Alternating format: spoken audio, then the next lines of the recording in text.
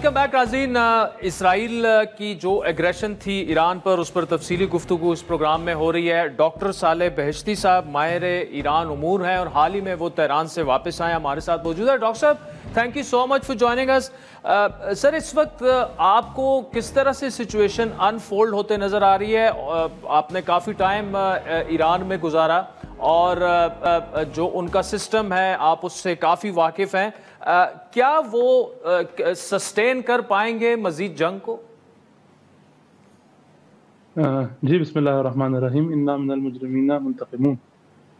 जी बेशक, अभी आप देखें जिस कौम के बारे में आप बात कर रहे हैं वो मिल्लत ईरान है, जिनके बारे में कल ही रात सुप्रीम लीडर अयतुल्लाह ख़ामनेई ने जो 9 मिनट का जो उन्होंने दूसरा अपना वीडियो पैगाम दिया था, उसमें उन्होंने सबसे पहला जो पॉइंट उठाया और जो सबसे पहली गुफ्तगू की अपने कौम से, वो यही था कि कौम ने जिस तरह से इसको हैंडल किया है और कौम ने जिस तरह से अपने अफ़वाज का, अपनी क़ियादत का साथ दिया है, उस पर इनको ख़िराज तहसीन पेश किया। और वाक़ईन ख़िराज तहसीन के लायक है ये जो एटीट्यूड था इस मिल्लत का, इस कौम का, इस ईरानी पूरे अवाम का।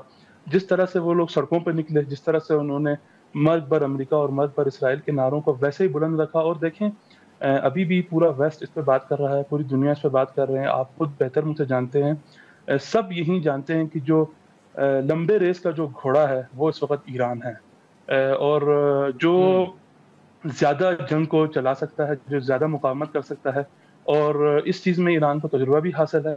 और जैसा कि आप हम सबसे बेहतर जानते हैं कि प्रॉक्सी वार में ईरान का एक तजुर्बा रहा है। और ये कहना भी गलत ना होगा कि जब से इनकलाब हुआ है तब से अब तक ईरान एक तरह से स्टेट ऑफ वार में ही था। लेकिन इसराइल के लिए ये एक्सपीरियंस नया होगा, यानी तब से ही शुरू होगा जब से हमास और उनका जो है क्लैश शुरू हुआ है। तो ये ईरान के लिए कोई नई बात नहीं है और ईरान ने इसको हिस्ट्री में प्रूव भी किया हुआ है। ईरान इराक वार हमारे सामने है और भी बहुत सारे इंसिडेंट्स ईरान के हिस्ट्री में हमारे सामने हैं, जिससे हमें ये पता चलता है उनके जोश, उनके जज्बे से, जिस तरह से उन्होंने अपनी टॉप लीडरशिप के ख़त्म होने के बाद अपने आप को ओवरकम किया। इतने बड़े हैकिंग जो उन पर अटैक हुआ था हैकर्स का, उनका पूरा डिफेंस सिस्टम एक तरह से तबाह हुआ, लेकिन उन्होंने उसको भी ओवरकम किया। न सिर्फ ओवरकम किया बल्कि उन्होंने मद्दे मुकाबिल जो इसराइली वहशी दरिंदा जो रजीम है, उनके पूरी डिफेंस सिस्टम को इस वक्त तबाह बर्बाद कर दिया। अच्छा डॉक्टर साहब, ये बताइएगा कि लोगों की फीलिंग्स, ठीक है, लोगों की एक तो फीलिंग्स क्या है, दूसरा जाहिर बात है जब जंग होती है और ईरान को काफ़ी नुकसान हुआ, ऑब्वियसली इसराइल को भी उन्होंने नुकसान पहुंचाया, लेकिन अभी तक जितनी बमबारी हुई या ड्रोन्स इस्तेमाल हुए तो उससे इंफ्रास्ट्रक्चर वगैरह भी मुतासर हुआ। एक तो लोगों की फीलिंग्स क्या है और उनकी मुश्किलात इस वक्त क्या हैं? देखें, लोगों की फीलिंग्स तो मैं आपको किस तरह से बताऊं। जब मैं आपको चलो यूं बता देता हूं, जब वादे सादिक से नहीं हुआ था, कुछ मसलहत के बिना पर ईरानी गवर्नमेंट ने और ईरानी टॉप ऑफिसर्स ने जो है वादे सादिक से को रोक रखा था, ताकि जो है ज्यादा क्लैश ना हो, ज्यादा जो है रीजन जो है जो है गैर हमवार हालात की तरफ ना चला जाए।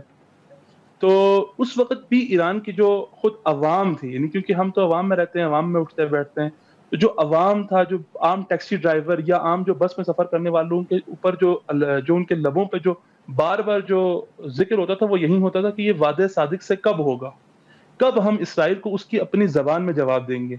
कब हम इन निहत्थे बच्चों का, इन मज़लूम खूनों का बदला लेंगे? तो जोश और वलवला और ये अंदाज़ थे सर। लेकिन मुश्किलात के हवाले से अगर आप बात करेंगे तो ईरान इस वक़्त बिल्कुल नॉर्मल कैफ़ियत में है, कोई मसला नहीं है, सिवाय चंद एक इलाकों पे जहाँ पर बार-बार अटैक हो रहे हैं। मिसाल के तौर पर आप नेतन्स को ले लें या तेहरान के कुछ इलाकों को ले लें, जहाँ पर कल यूनिवर्सिटी में थोड़ा वो हुआ था, और इससे पहले सिदाओ सीमा जो ईरान का नेशनल टीवी है और नेशनल रेडियो है, उस पर अटैक हुआ था। तो उन इलाकों में पहले से ही जो है रेड अलर्ट जारी कर दिया जाता है, तो वहाँ से लोग थोड़ा-सा मतलब साइड पे हो जाते हैं।